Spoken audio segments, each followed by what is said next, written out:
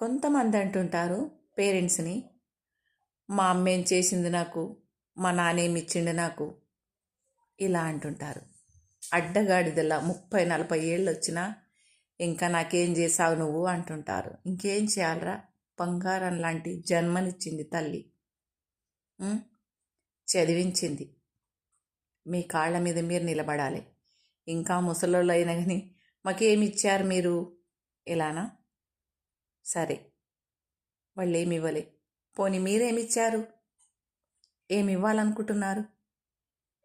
ఏమిస్తున్నారు? ఏం చేయాలనుకుంటున్నారు? ఏం చేస్తున్నారు?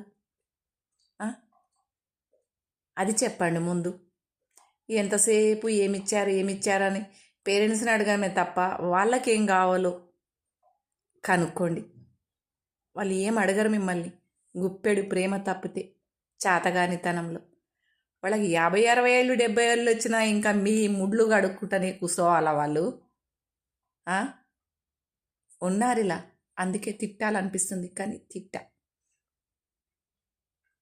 ఎంతసేపు మన ధ్యాసే కాదు, మన పిల్లలకు కడగాలి, మనకు కడగాలి, మనకు వండి పెట్టాలి. ఇదే కాదు, వాళ్ళకు కూడా ఏం కావాలనేది దగ్గరుండి కొంచెం 4 మాటలు ప్రేమగా పలకరించండి ఇప్పుడున్న జనరేషన్లో.